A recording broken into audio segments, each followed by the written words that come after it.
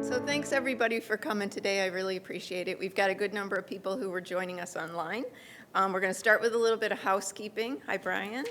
For those people who are online, please mute yourself. If you have questions, put those in the chat for us.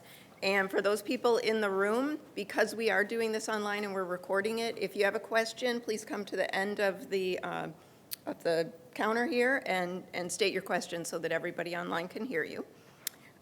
We are recording this. It will be on our website as well as Chris's presentation.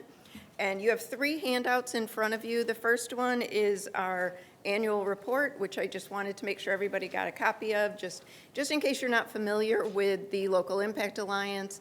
We are the host organization for the community foundations of Canton, Plymouth, and Westland. We also host different organizations like the Giving Hope Women's Giving Circle and most recently Eagles for Children. So all of that information is in our annual report. The next handout you have is any of our upcoming Lunch and Learns. So a little information about Chris is on there, as well as our May and June Lunch and Learns. We do have Brooke in the room here, who is going to be our June speaker. And the third piece of literature you have is our Future Fit brochure, hot off the presses. So this explains a little bit more about what we're doing in June. And if any of you have contacts with businesses or the school districts surrounding us, take a look at this because it may be of interest to you. So I want to introduce Mr. Chris Kelly. Chris has been a friend of the foundation for many years, and we're very, very happy to have him here talking about planned and blended giving. Also here is David Hammond. He is our vice chair of the Canton Community Foundation and our moderator for today. So I'm going to pass it off to the two of them. Thanks, Beth. I want to introduce Chris. But first, before we get started, this is our second Lunch and Learn of this year. And Joan knows it well. She started it way back. I guess, what was the first year you did it? You may have gotten 2010. Yeah, 2010. So we liked it so much, we're doing it again. So I'm glad that you're here for that. But I want to just encourage everybody, as you have ideas or people that we should be talking to that should be doing these presentations from the community, doing interesting things about the community, let us know. Shoot me an email. I've got tons of business cards up here, or contact Beth. We're always looking to grow and expand this. So as you have ideas, please let us know. So without further ado, I want to talk about Chris Kelly. As you know, he is just brand new interim executive director with EEF, the Educational Excellence Foundation. Before that, he was the director of major and planned giving with the Schoolcraft College Foundation. He's got about over 30 years of experience in trust, estate, and philanthropic planning. He began his career in charitable planning as an advisor with major bank and brokerage houses, including PNC, Comerica, and Merrill Lynch. He's a frequent guest speaker at national conferences and donor seminars for groups like the American Council on Gift Annuities and the National Association of Charitable Gift Planners. And maybe to me, most interestingly, I found out that before joining the gift planning community, Chris was a professional opera singer. He debuted with Michigan Opera right here in Detroit and has performed with various opera companies and orchestras throughout Europe and the U.S. So please help me give a warm welcome to our April Lunch and Learn speaker, Christopher Kelly. Well, thank you all. Very happy to be here. And this is a topic that I think is particularly important right now because there's so much going on in our country, in the world, that there's a group of people that are kind of worried, and that's our donors. So without further ado, I always start with, why are we even talking about this? And we do have donors that are worried. They're getting bombarded with information throughout the entire media. You know, if it's not the stock market is about to crash, then we have what's going on in the Ukraine, and that can affect so much, including everyone's economy, the supply chain, you name it. Things are worrying everyone. And I think as the nonprofit community, we have an obligation to our donors to help them know it's going to be okay. And I know it sounds funny, but sometimes it's our mission alone that reminds people, oh yeah, there are important things going on too that are good, that are important for us to be involved in. And maybe some of this other stuff will all go away if people start learning how to be human again. So it's the nonprofit community that can do it for us. Going on. Yeah, there's a lot of weird things going on right now, but is it all really that different? We've had issues on the local, the state, our country, and the globe all along. Think about it. We've had impactful drama since human beings learned how to walk upright. We have to learn how to get around all of that, and again, I think it's our missions that can help us do that. We've had financial meltdowns. Need I remind everybody about the year 2007, 8, and 9, where we all thought the bottom was dropping out, and once again, we were able to get through that. Just this morning, folks, an article popped up on my phone, and we were just saying how the internet and cell phones are the bane of our society. But a big article on how retirees are going to be homeless. And I'm thinking, gosh, didn't I just pick a great time to retire? Now I'm going to be homeless. So the fact of the matter is, we get bombarded with a lot of things. And family dynamics can also play a big part of what's going on in our donors' lives. And think about it.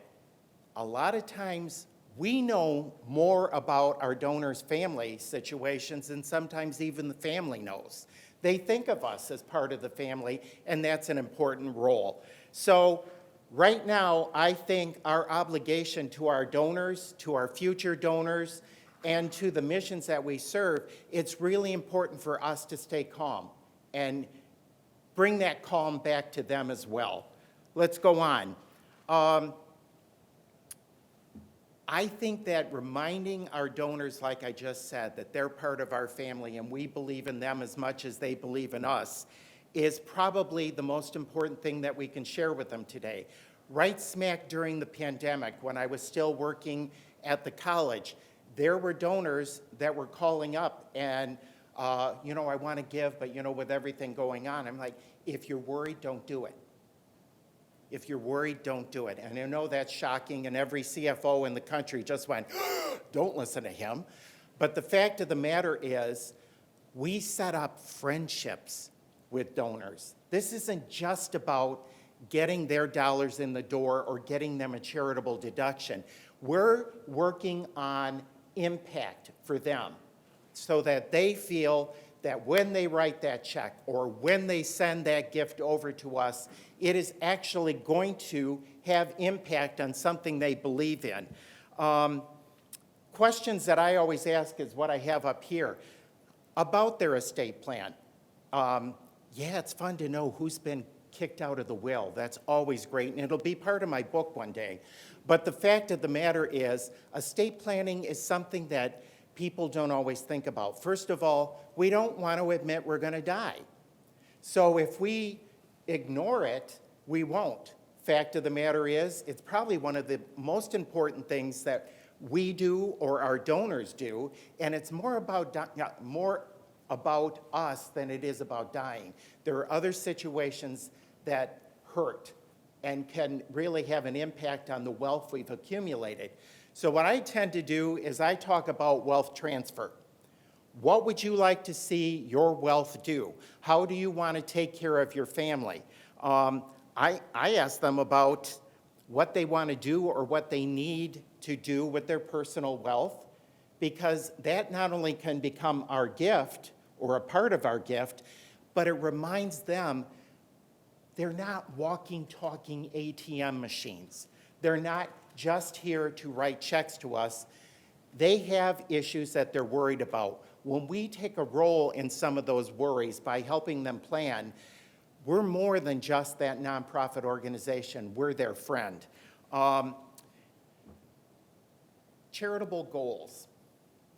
Honest to God, the one thing that scared me the most that I heard from donor bases or really made me think, okay, we're not doing our jobs, is when a donor said, I think this is great, but it's only happening because I'm alive to make it happen. I know that when I pass on, it's all going to go in a different direction.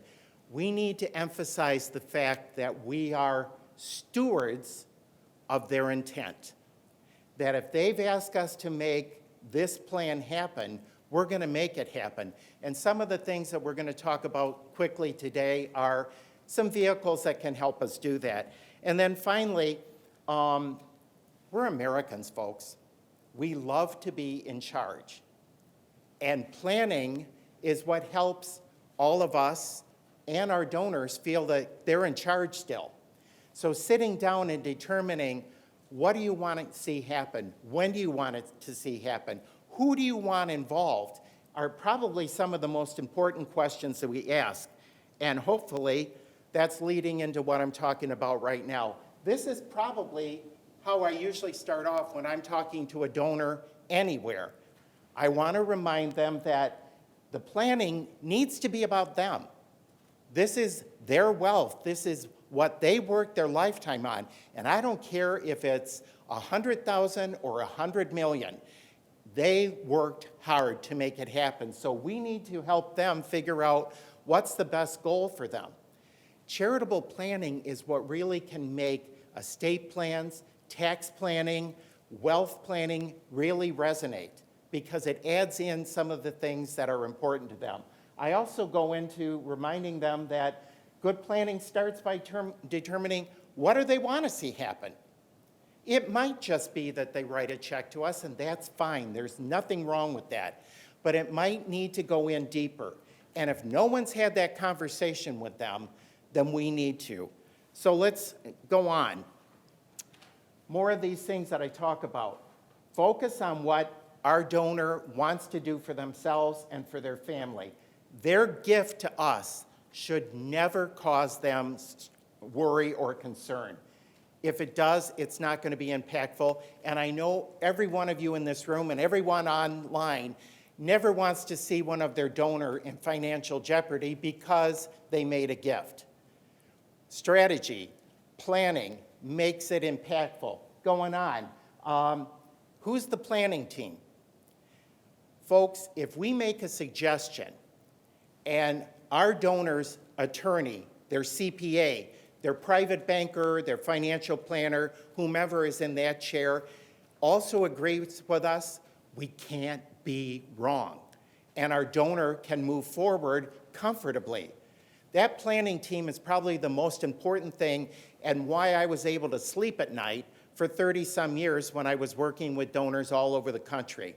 Knowing that legally it was good, that we had documentation that was going to stand the test of time, knowing that it was providing the right kind of tax benefit for our donors, and that the family was happy with it. Because that's one of my next questions. Is your family going to be a part of this? Now, I'll tell you, there have been situations where mom and dad said to me, you know what? I got my kids through school, through college. I even got them to Disney World. Bottom line is, it's now on them.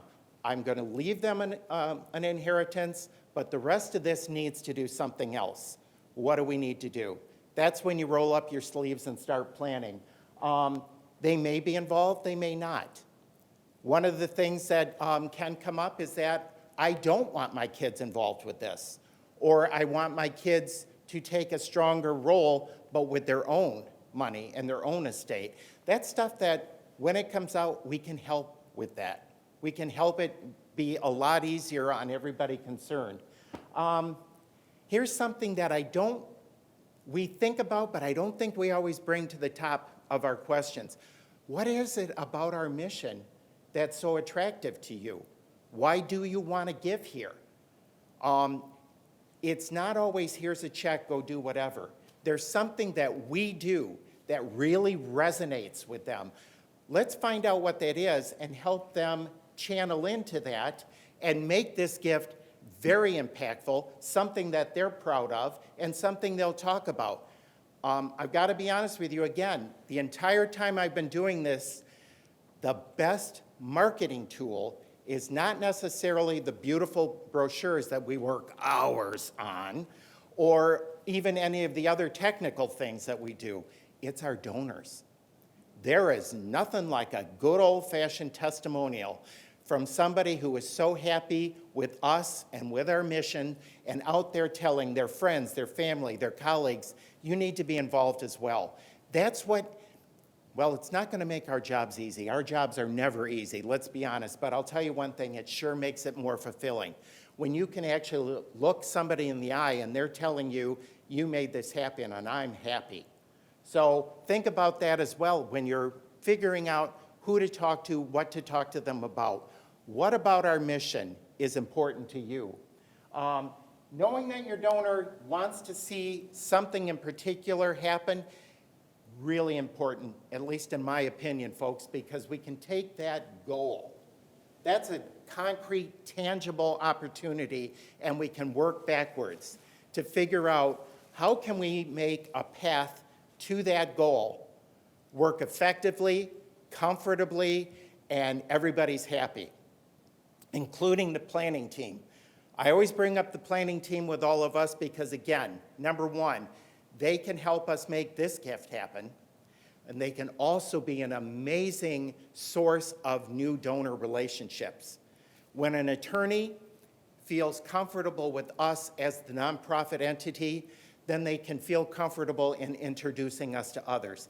It takes a lot of work for an attorney, a CPA, or a financial advisor to build that trust with their client. And so that's why they're very judicious in who they invite into the discussion.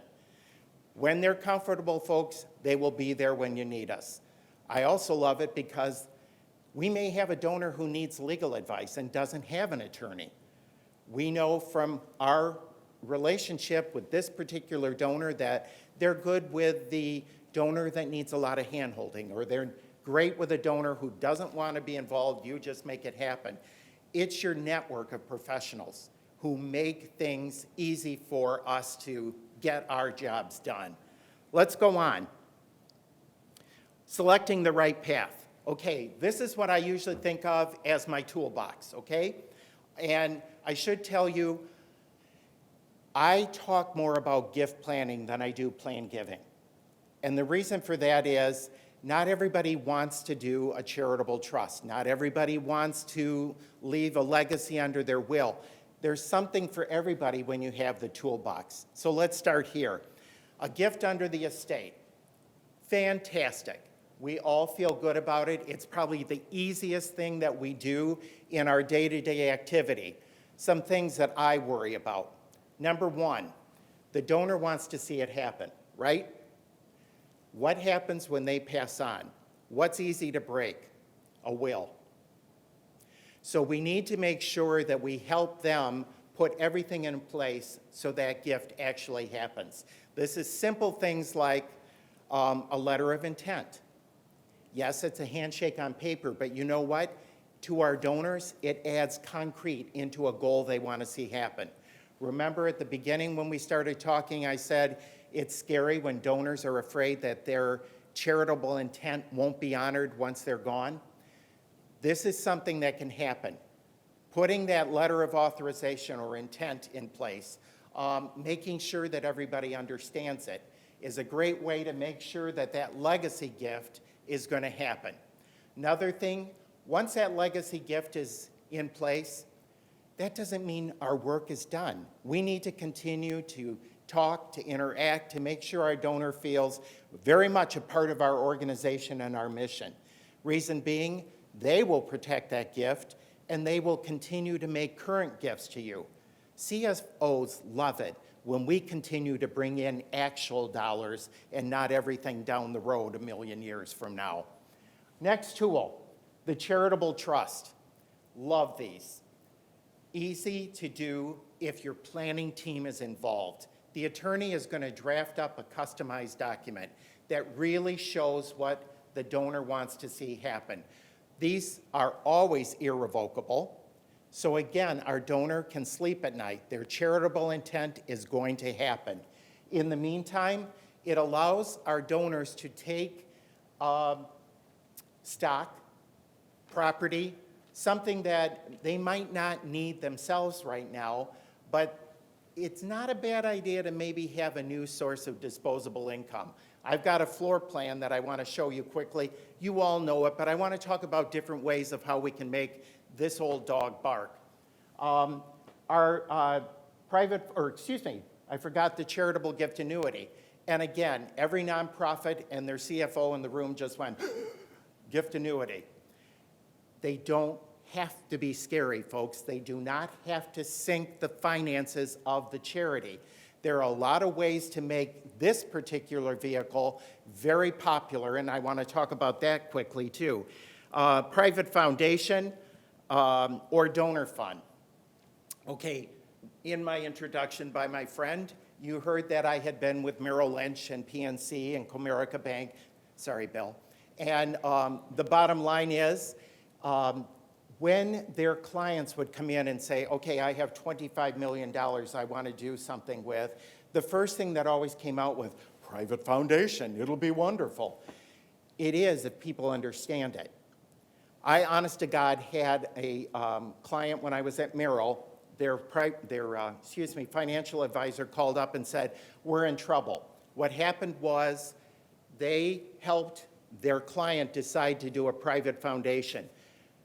The attorney was the client's brother-in-law. Everything was right. Don't get me wrong. The document was beautiful.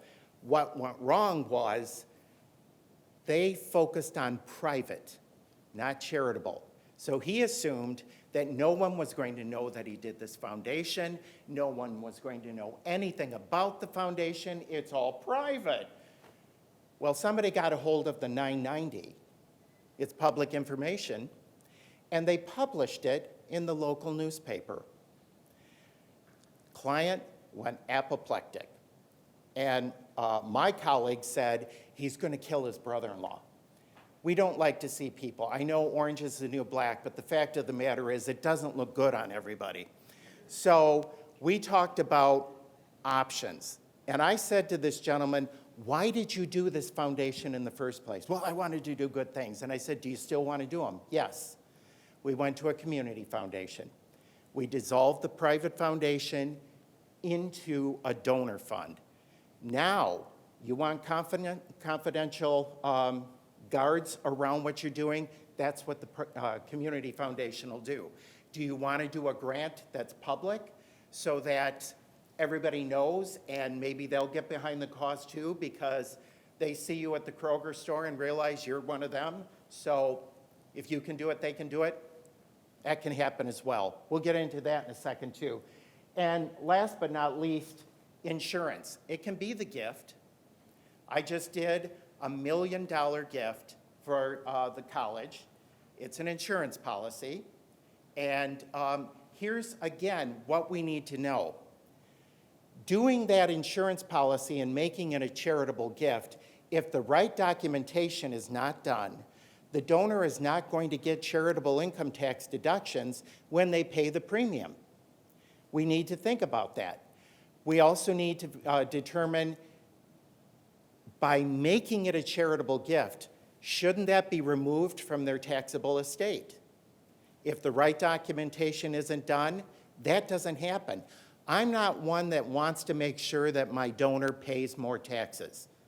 So we need to figure out with the planning team what's the best way, what are the best documents, let's make it happen.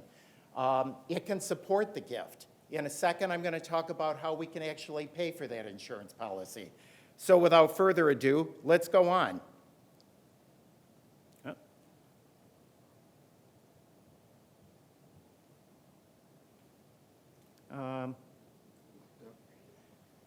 It might have.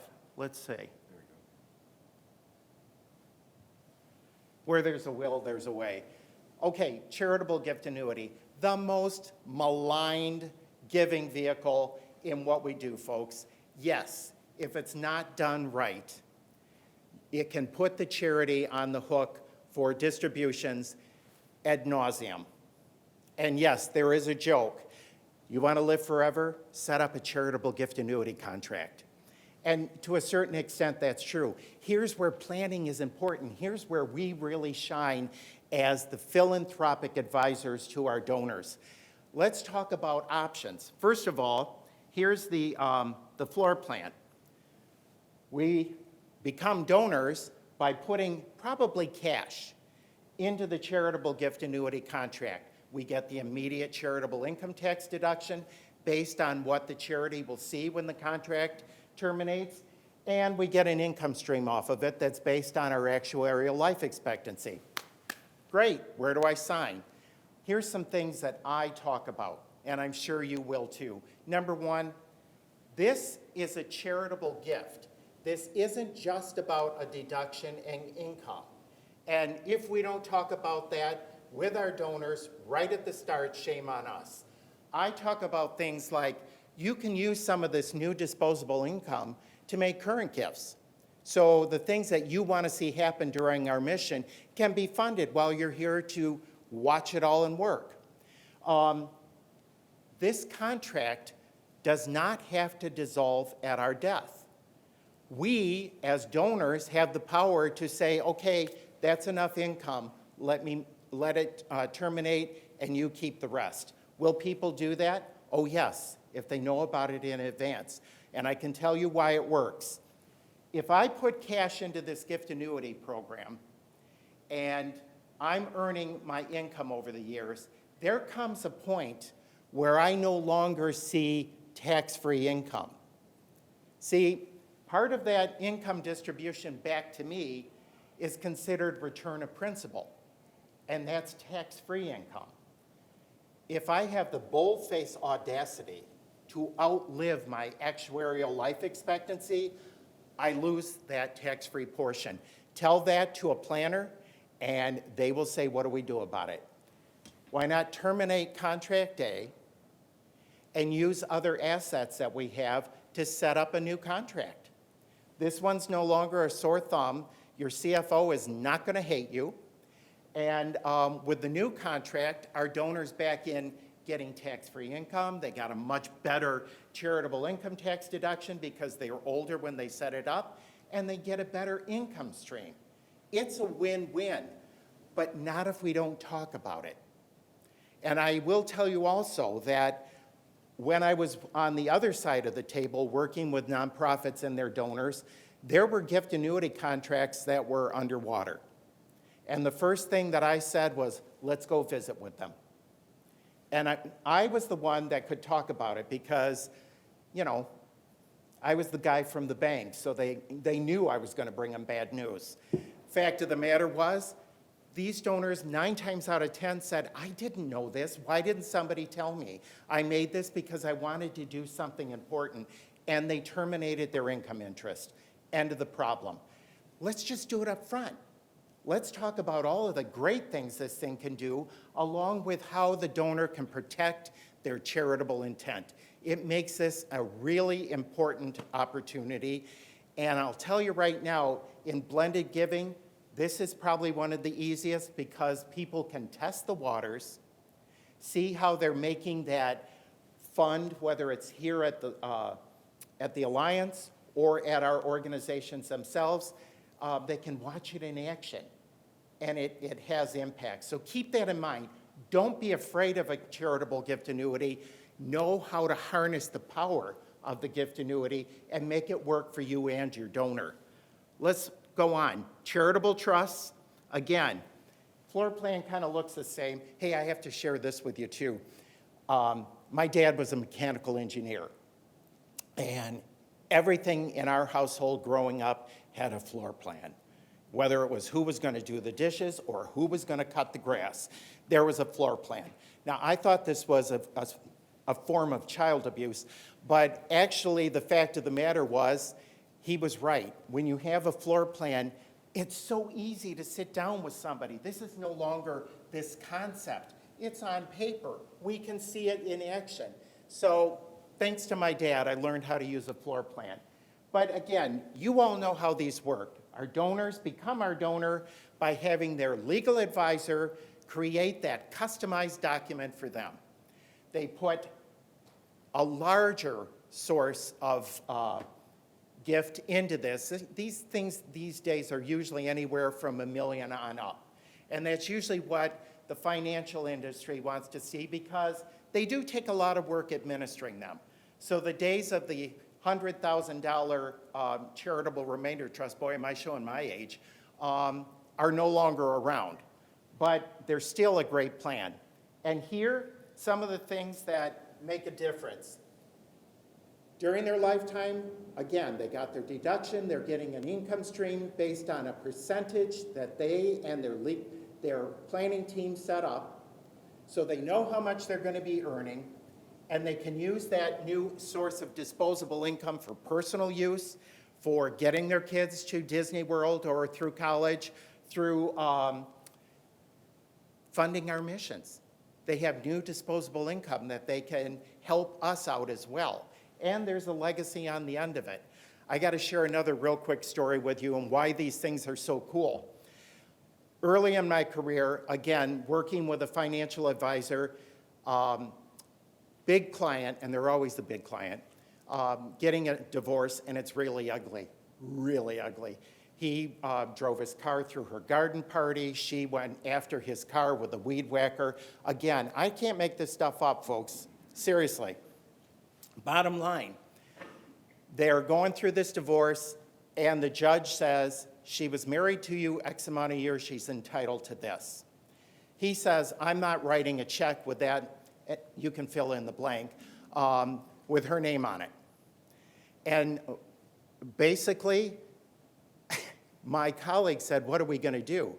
We sat down and we talked about doing a charitable remainder trust with the dollar amount that the court was insisting was the wife's entitlement.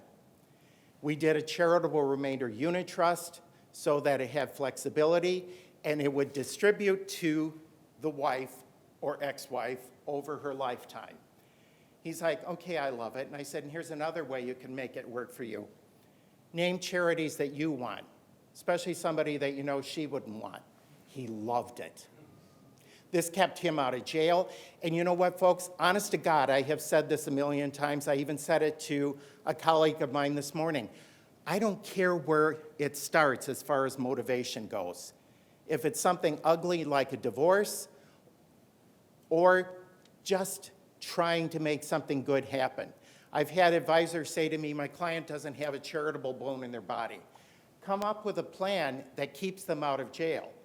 Come up with a plan that helps them get some diversification into their portfolio so that they are earning income.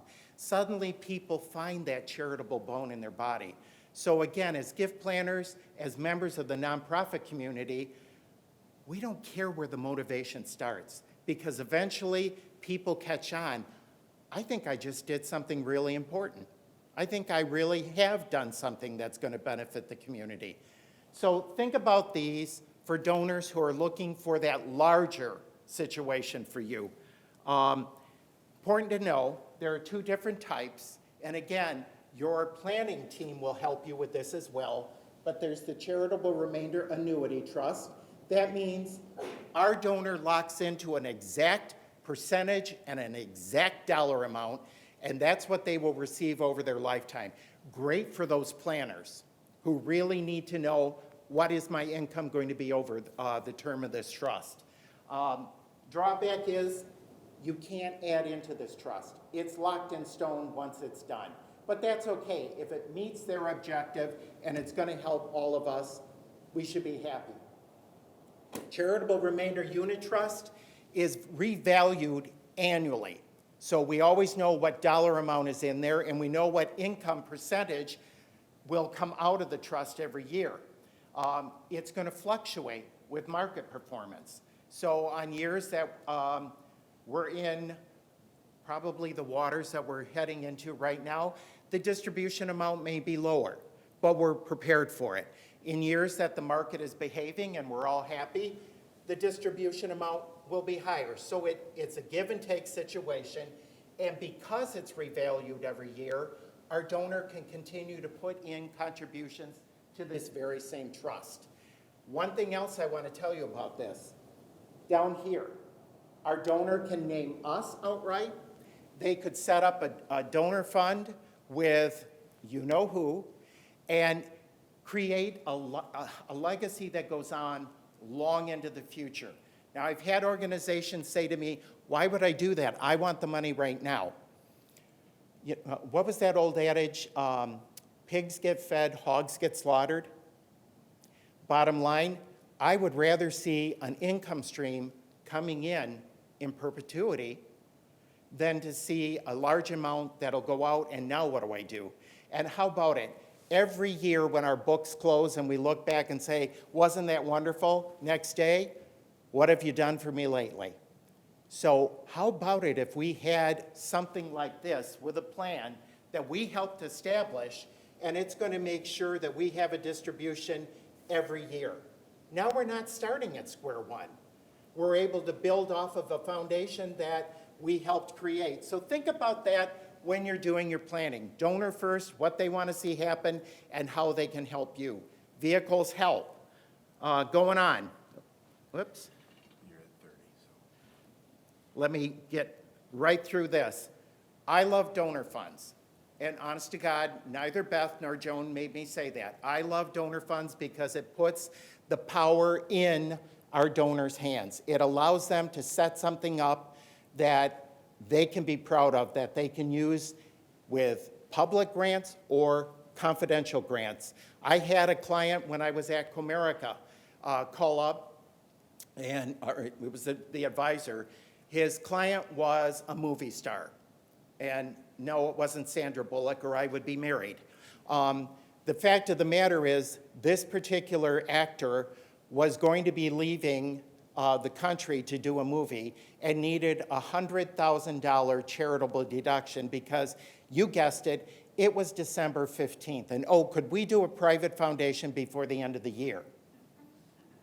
I said no, but let's do a donor fund. Picked out the right situation. Actor wrote the check for $100,000. Can you imagine writing a check for $100,000? The mind boggles. But did it. He traipsed off to, I think it was Austria, to not only make this movie, but dance at the New Year's Eve ball in Vienna. And the financial advisor and I celebrated the new year with a bottle of Mylanta. But it worked. Donor funds are great. Now, we, as the nonprofit community, is this helpful to us? If our donor wants to set something up that's endowed, but not necessarily with us in particular, or better yet, if we're doing what good charity should do, and that's band together as a nonprofit community, working together for the best of our donors, this is an amazing way to take care of all of us. Think about it. Talk to your donors about what other charities are important to them. Find out not who your competition is, but who's your partner in making this donor's life better, making this donor's impact stronger.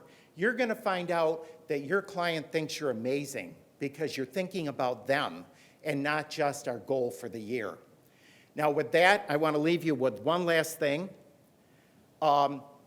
Since I started in our business, I saw this, I've seen it on buildings, I've seen it on marketing material. We make a living by what we get, but we make a life by what we give. Winston Churchill. And I was thrilled because I think Churchill's cool, and I love the idea that he said something more than "you must sink to Bismarck." So I started using it. Then I found out he didn't say it. They don't know who said it. I decided he should have said it. So I'm going to keep using it because isn't this what we do? We help people make a life by what they're giving. And don't ever think that what we do isn't amazing and isn't important to everybody. So thank you for letting me sit up here and shoot my mouth off for 30 minutes. And we'll open up to questions. As long as they're not about my hair or weight, neither one I have control over. So the way we'll do it, because we're recording this on Zoom, if you have questions, if you could just go up to the mic and just line up with your questions, and that way we get them recorded, and Chris will take care of them. So who's first?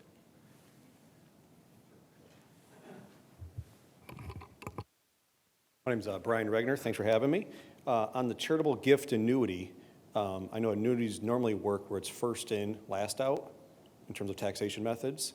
So is it the opposite then, where they're getting back their principal first? So the first money that was put in gets to come out to their basis, and then they pay taxes past that point? That is a wonderful question. I think part of the reason why a lot of people get confused with charitable gift annuity. Number one, a charitable gift annuity is not an insurance product. So that's why there's a difference between how the distribution is done. And that's why a lot of donors get worried that I don't want any more insurance. So first and foremost, it's functioning more like a mini charitable remainder trust.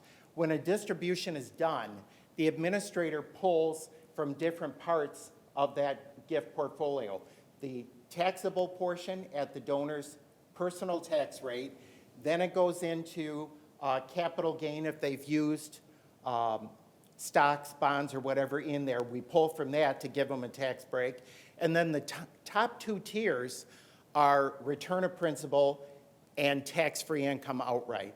So when an administrator is doing the income distributions, they pull from all of those levels, not first in, first out. It's charitable income. Great, appreciate that, thank you. Can I ask another question, or is anybody? Okay.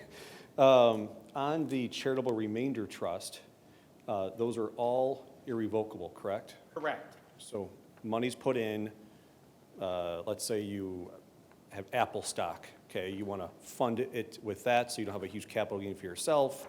You get the big tax deduction. The income that flows to you then at that point, is that tax-free? Or is it in a you have to file a separate 1099 for the charitable remainder trust every year? Does that create another? You're good.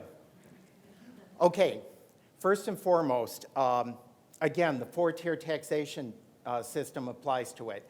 So the trustee, who's ever managing the trust for the donor, and this is why I always say it should be a corporate fiduciary, somebody that really knows what they're doing, and not your brother-in-law, will again pull from those four tiers.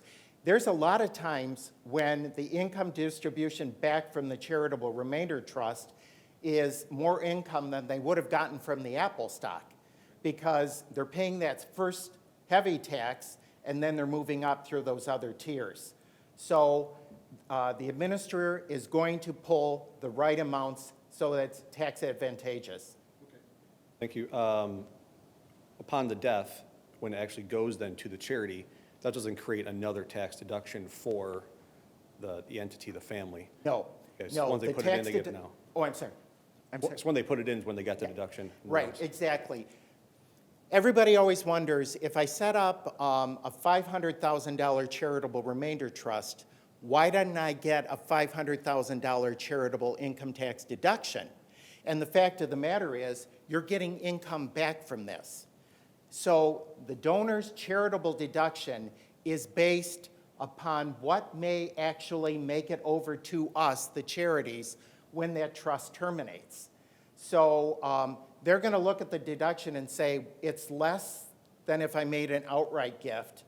But here's the thing, folks. Number one, they don't pay capital gain liability. In fact, capital gain liability starts to work in their favor. They're getting an income stream back. If they made the outright gift of the $500, yes, we'd all be happy, but they aren't going to see any more income off of it. So planning is give and take. Do I need a $500,000 deduction? Do the outright gift. Do I need a good deduction, but I could also use some income stream? I want to diversify out of my Apple stock, but I don't want to pay the capital gain. Use a planned gift. Oh, you know what? I'm sorry. One thing I didn't answer for you. As far as how the tax situation off the trust is handled as far as your personal reporting, Yes. the donor or the annuitant or the trust beneficiary is always going to get a K-1. And that K-1 breaks down of their distribution, how much of it was taxable and what they paid, and how much was tax-free income. So that's how they can prepare their taxes.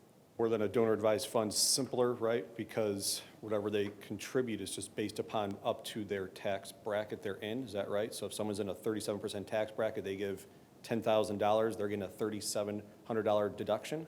Well, that's more like a direct gift. Okay. and I have two experts here, but if they made a $10,000 gift into a charitable, or excuse me, a donor advised fund or a donor fund, period, then they made a $10,000 gift. They get that deduction. That's all I had. Thank you very much for your insight. Those were great. No wonder I was sweating. Chris, can I just follow up on a little what Brian was saying? As you all were describing that, I wondered what is, as a tool for nonprofits and the level of complexity and the level of sophistication that's needed to really plan, is it the right vehicle for everybody, or is it going to be above the capabilities of many nonprofits just because they're so sophisticated and complex? Well, I think sometimes they sound more complex than they need to be. But that's why I always say to every one of my colleagues in the nonprofit community, don't feel like you have to carry the ball. That's why we have attorneys. That's why we have CPAs. That's why we have financial advisors and private bankers. Working together, it's not so complex. We shouldn't be picking out what assets should go into any of these vehicles. We don't know what the capital gain liability is unless we're really into the personal weeds of our donors. Use that team. That's why that should be one of your first questions. Who's your attorney? Who's your CPA? Who is your financial advisor? Work as a team. Make sure that it is always going to benefit the donor and everybody's happy. Yes, ma'am.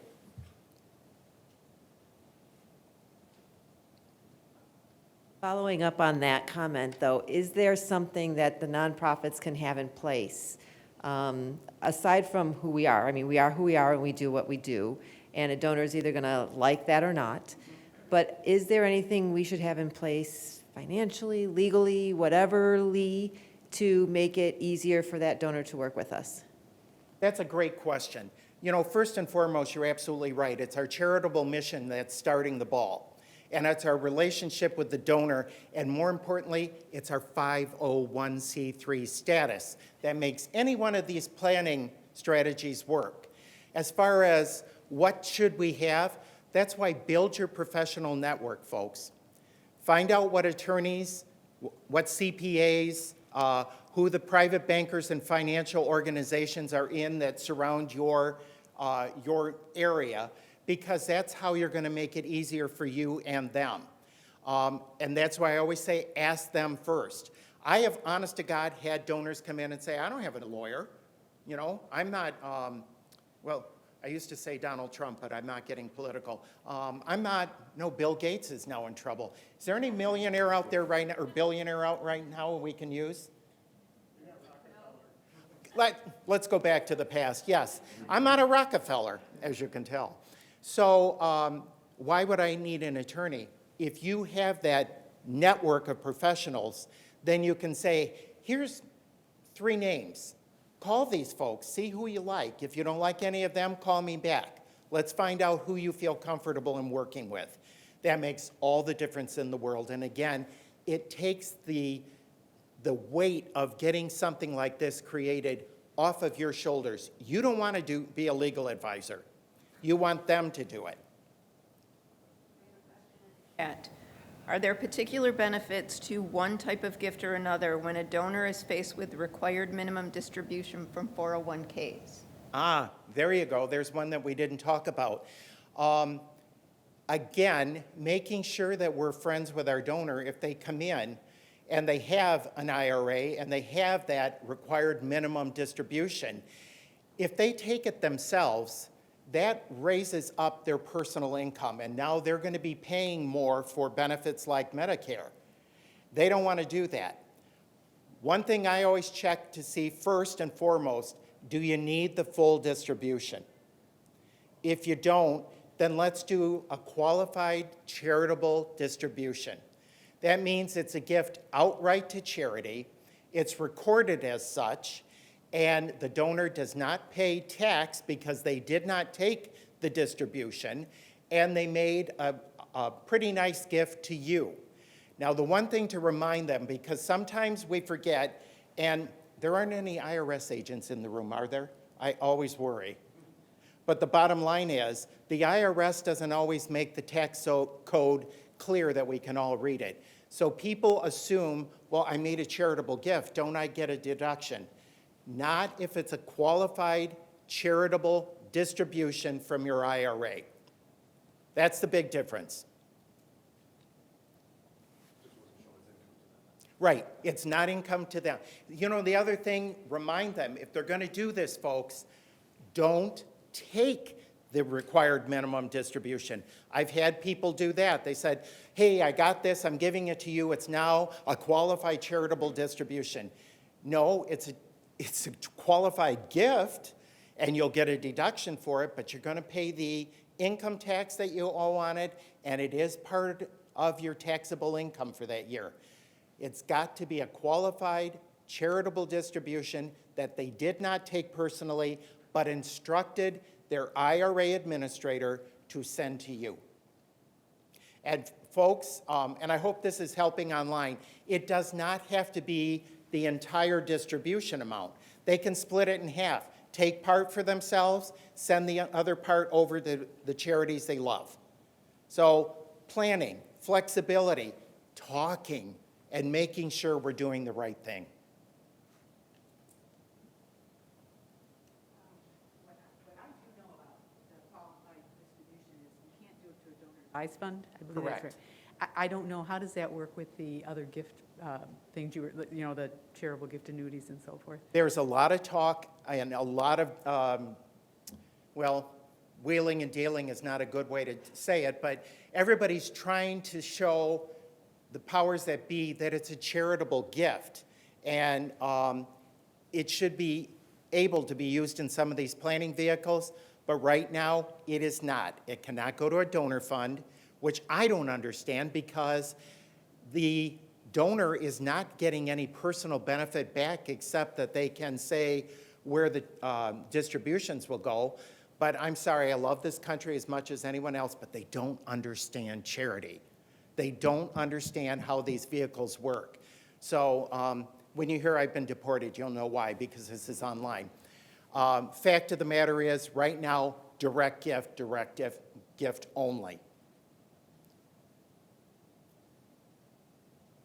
Other comments? Other comments, questions? Okay, go ahead, Beth. What do you know about the ACE Act? If you're going to talk about donor advisement. What do I know? I'd rather have an expert talk about it. Actually, no. I haven't really delved into it enough to make comment, and I really don't want to send anybody down the wrong path. I apologize. See, they told you I was an expert. They lied.